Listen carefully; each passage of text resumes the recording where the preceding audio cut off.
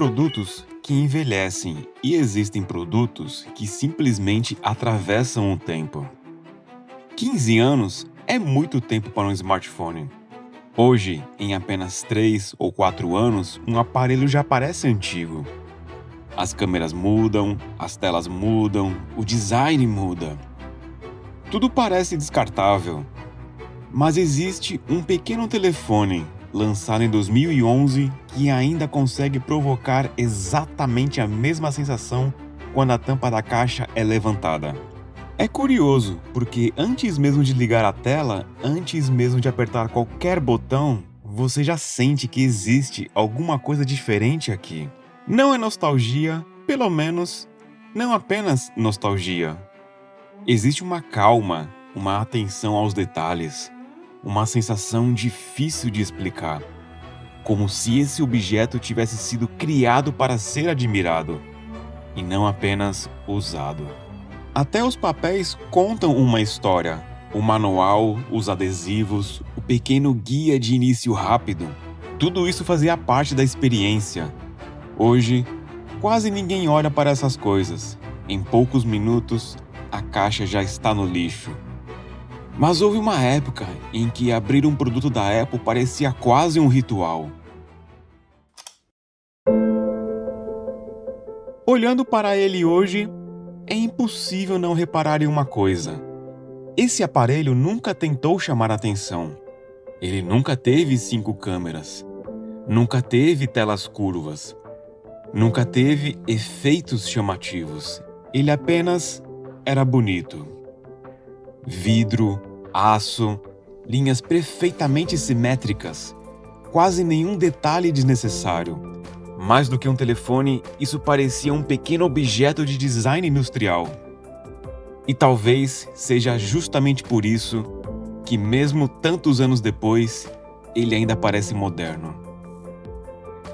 Mas a verdadeira mágica ainda nem começou, porque tudo isso é apenas o lado de fora. O que realmente tornou esse aparelho inesquecível estava escondido atrás daquela pequena tela de 3,5 polegadas. E foi exatamente aí que eu percebi que esse vídeo não seria apenas sobre um celular antigo. Existe uma frase que diz: os melhores produtos são aqueles que desaparecem nas nossas mãos. Eles deixam de parecer máquinas e começam a parecer naturais.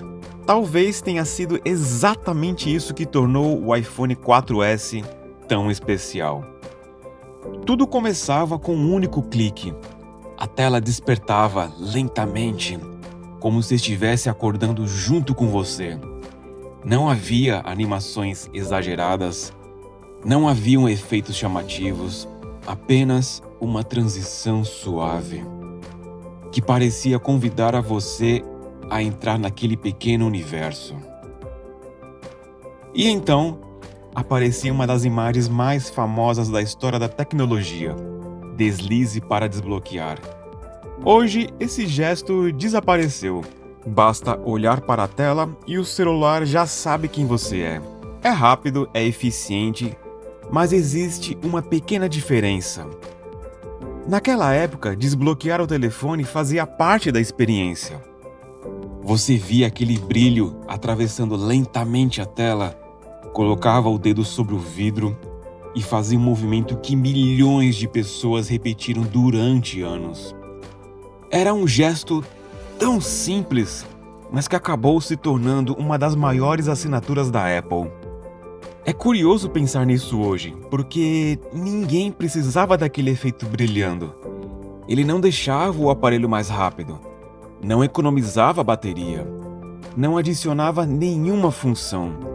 Ele existia por um único motivo: fazer você sorrir. E essa mesma filosofia estava espalhada por todo o sistema. Os ícones pareciam pequenos objetos reais. Os botões tinham volume.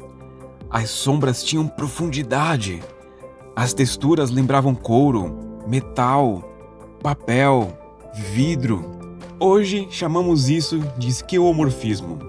Na época, nós simplesmente chamávamos de bonito. Porque ninguém discutia estilos de interface. As pessoas pegavam o aparelho na mão e sentiam que tudo fazia sentido. Olhe para o aplicativo Notas. Ele não precisava parecer um bloco de papel, mas parecia as linhas, a fonte, a textura. Era como abrir um pequeno caderno de bolso. O gravador de áudio lembrava um microfone de estúdio, com um medidor analógico respondendo à voz humana. Era completamente desnecessário e talvez justamente por isso fosse tão encantador. O aplicativo de música era outro exemplo dessa filosofia. As capas dos álbuns ocupavam quase toda a tela. Bastava girar o aparelho e elas pareciam como se você estivesse diante de uma pequena coleção física. Naquela época, muita gente ainda escolhia cuidadosamente quais músicas copiar para o celular. Não existia uma biblioteca infinita esperando na nuvem. Cada álbum que estava ali tinha sido escolhido por você, e isso fazia diferença. Talvez por isso essas animações parecessem tão especiais, porque elas valorizavam algo que também era especial: a sua própria coleção de músicas. Cada capa carregava lembranças, viagens, escola, primeiro emprego, primeiro namoro. Momentos que, sem perceber, acabavam ficando presos dentro daquele pequeno aparelho. Existe um detalhe que provavelmente quase ninguém notaria hoje: os interruptores. Olha para esse movimento. Quando deslizamos esse pequeno botão, não parece apenas uma interface. Parece um objeto físico respondendo ao nosso toque. É um detalhe quase invisível, mas é justamente esse tipo de cuidado que fazia a tecnologia daquela época parecer menos digital e mais humana. Hoje tudo acontece mais rápido, mais limpo, mais minimalista. Mas olhando para este sistema novamente, eu fiquei com a impressão de que, em algum momento, a tecnologia deixou de tentar nos encantar e passou apenas a tentar economizar segundos. Mas se o design fazia esse aparelho parecer vivo, era o que existia dentro dele, que realmente fazia você esquecer que estava segurando um telefone. E é aí que a viagem para 2011 realmente começa.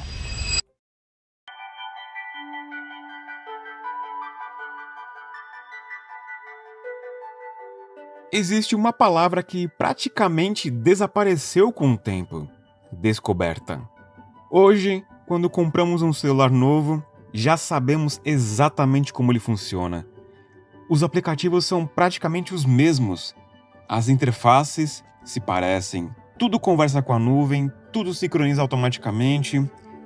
É confortável, mas também é previsível. Em 2011, cada novo aplicativo parecia abrir uma porta diferente. Você explorava, tocava, experimentava. Nem sempre porque precisava, mas porque tinha curiosidade. O Game Center era um ótimo exemplo disso. Hoje pode parecer apenas mais um aplicativo antigo, mas naquela época, ele era uma pequena rede social construída exclusivamente para jogos, conquistas, pontuações, amigos, desafios. Era como descobrir um novo videogame escondido dentro do próprio telefone. E havia uma personalidade em cada canto do sistema. O aplicativo de clima parecia elegante, o relógio tinha animações suaves, a calculadora lembrava um equipamento físico. Até o cronômetro parecia ter sido desenhado por alguém que realmente se importava com pequenos detalhes. Nada ali parecia ter sido criado apenas para cumprir uma função. Tudo possuía identidade. Existe uma animação que até hoje me faz sorrir. Ao abrir o aplicativo Mapas, o canto da tela se dobra lentamente, como se alguém estivesse levantando uma folha de papel. Parece uma bobagem, e realmente seja, mas eram justamente essas pequenas bobagens que davam personalidade ao sistema. Hoje, quase todas as interfaces do mundo parecem conversar da mesma forma. Naquela época, cada aplicativo parecia ter sua alma própria. E então existia um outro universo escondido, um universo que poucos usuários conheciam: o Jailbreak.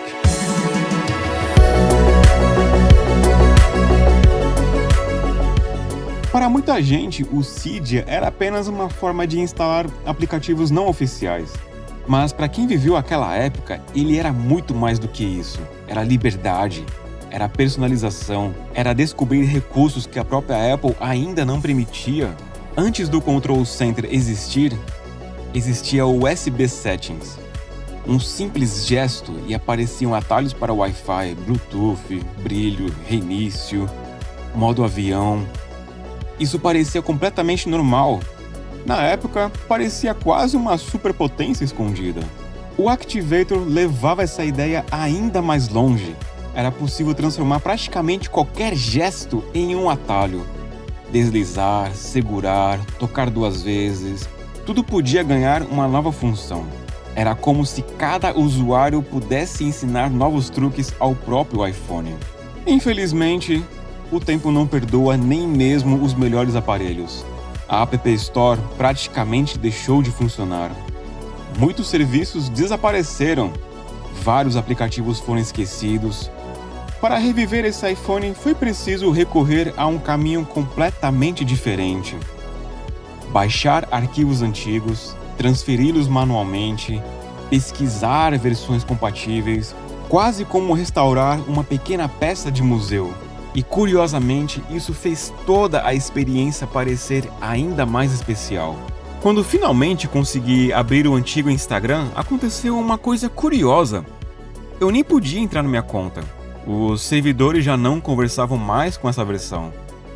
Mas por alguns segundos, isso nem importava, porque aquela tela de login já era o suficiente para me transportar 15 anos no passado. O mesmo aconteceu com tantos outros aplicativos. O Tweetbot, o Opera Mini, o antigo Messenger. Hoje eles são pequenos ícones esquecidos. Mas houve um tempo em que eles faziam parte da rotina de milhões de pessoas. E olhar para eles novamente é quase como encontrar uma fotografia antiga dentro de uma gaveta. Mas, por mais fascinante que fossem todos esses aplicativos, nenhum deles mostrava o verdadeiro potencial desse pequeno aparelho. Porque existia um momento em que o iPhone deixava de parecer um telefone e começava a parecer um videogame de bolso.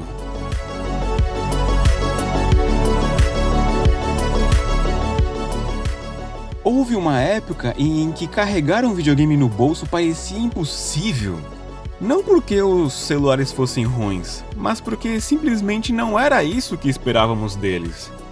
Jogos de celular eram passatempos, pequenos quebra-cabeças, alguns minutos na fila do banco, alguns minutos esperando alguém. E então apareceu o Flight Control. Um jogo absurdamente simples, mas incrivelmente viciante. Não existiam temporadas, não existiam Battle Pass, não existia login diário, você simplesmente abria e jogava.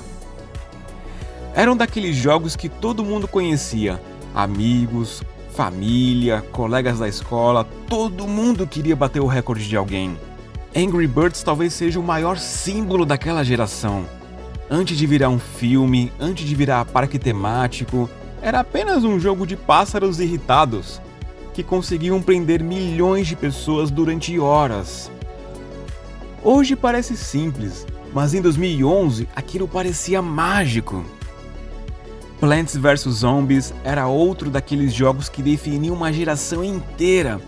Engraçado, inteligente, viciante. Um jogo que fazia você perder completamente a noção do tempo. Mas havia um momento em que você esquecia completamente que aquilo era um telefone. GTA Vice City. Rodando dentro de um aparelho que cabia na palma da mão. Em 2011, isso simplesmente não parecia real. O mundo aberto, carros, rádio, missões, tudo funcionando de forma surpreendentemente fluida. Era impossível não pensar, como isso cabe aqui dentro desse celular? E quando você acha que já tinha visto de tudo, aparecia Dead Space. Um jogo que até hoje impressiona, não pelos gráficos, mas pela atmosfera. Luzes, som, suspense, Tudo parecia grande demais para um telefone. Modern Combat 4 também merece um capítulo próprio. Na época, muita gente chamava esse tipo de jogo de o Call of Duty do celular. Mas ele tinha identidade própria, cenários enormes, campanha cinematográfica, qualidade que fazia qualquer pessoa perguntar: isso realmente está rodando num celular? Hoje, talvez nenhum desses gráficos impressione. Mas isso acontece porque esquecemos de olhar para eles com os olhos daquela época. Em 2011, eles pareciam o futuro. E talvez esse seja o maior problema da tecnologia. Nós nos acostumamos tão rápido que esquecemos o quanto ela já foi capaz de nos surpreender. E curiosamente, depois de todos esses anos, eles continuam divertidos. Porque bons jogos nunca dependeram apenas de gráficos. Depois de alguns dias usando este iPhone, eu comecei a perceber uma coisa curiosa. Em nenhum momento eu senti vontade de compará-lo com um celular moderno, porque simplesmente não fazia sentido. Ele não pertence ao mundo de hoje, ele pertence a outro momento da nossa vida. Essas fotos, tecnicamente, são inferiores, são apenas 8 megapixels, sem inteligência artificial, sem HDR computacional, sem remover pessoas, sem melhorar automaticamente o céu, sem reconstruir texturas que nunca existiram. Mas existe algo nelas que eu sinceramente sinto falta. Elas parecem honestas. A câmera registrava aquilo que ela conseguia enxergar, nem mais nem menos. Os vídeos também carregam essa mesma personalidade.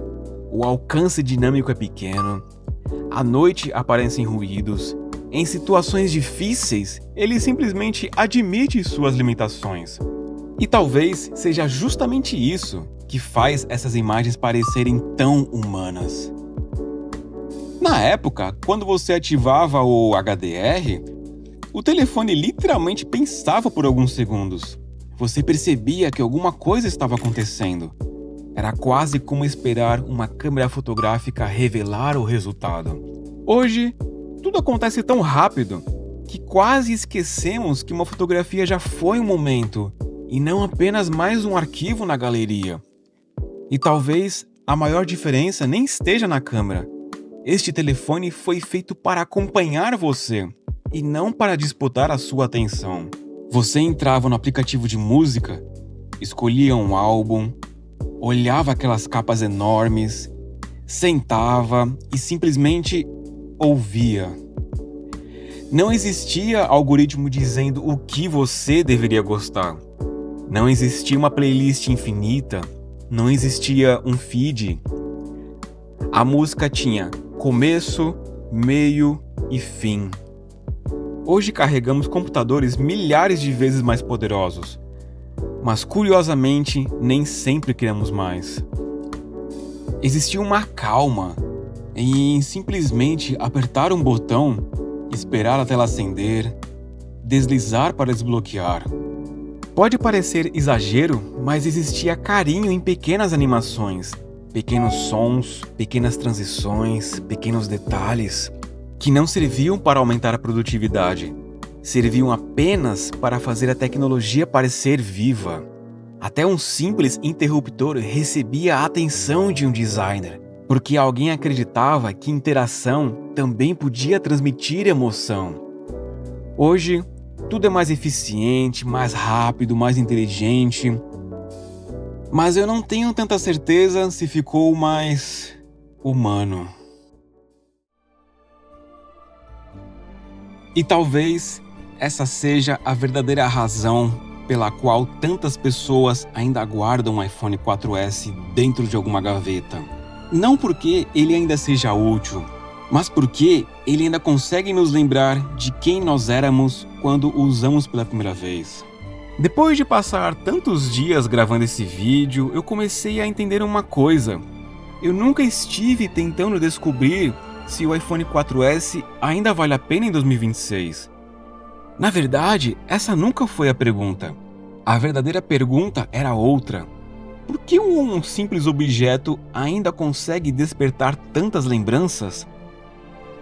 Porque, no fim das contas, esse vídeo nunca foi sobre vidro, nem sobre alumínio, nem sobre processadores, nem sobre megapixels. Foi sobre momentos. Foi sobre chegar da escola e correr para terminar uma fase de Angry Birds. Foi sobre escolher cuidadosamente quais músicas caberiam na memória do telefone antes de sair de casa. Foi sobre tirar uma foto e esperar alguns segundos pelo HDR. Foi sobre conversar durante horas no Messenger. Foi sobre descobrir um aplicativo novo. Mas não porque alguém mandou um link, mas porque um amigo mostrou durante o intervalo. Talvez a maior diferença naquela época não estivesse na tecnologia. Ela estava na forma como nós a vivíamos. Os celulares ainda não disputavam nossa atenção o tempo inteiro. Eles não tentavam nos prender por horas. Eles apenas nos acompanhavam. E talvez seja justamente por isso que tantas lembranças continuam presas dentro deles. Hoje, esse iPhone já não consegue abrir boa parte da internet. Muitos aplicativos deixaram de existir, os servidores foram desligados, os servidores mudaram, o mundo inteiro mudou. Mas, curiosamente, cada vez que essa pequena tela acende, parece que uma parte daquele mundo também desperta por alguns instantes. E talvez essa seja a coisa mais bonita sobre a tecnologia. Ela não guarda apenas arquivos, ela guarda fases da nossa vida. Às vezes, nós não sentimos falta de um aparelho. Sentimos falta da pessoa que éramos quando o segurávamos pela primeira vez. Este pequeno telefone não mudou a história porque ele vendeu milhões de unidades. Ele mudou porque esteve presente em milhões de histórias diferentes. Na primeira música que alguém ouviu usando fones novos, na primeira fotografia de uma viagem inesquecível, na primeira conversa que virou um namoro, na ligação que trouxe uma boa notícia, na mensagem que mudou uma vida. Objetos não têm memória, pessoas têm. Mas, de vez em quando, alguns objetos conseguem abrir portas que estavam fechadas há muitos anos. Talvez esse seja o verdadeiro motivo pelo qual ainda guardamos certos aparelhos dentro de uma gaveta. Não porque ainda precisamos deles, mas porque, de alguma forma, eles ainda guardam um pequeno pedaço de quem nós fomos.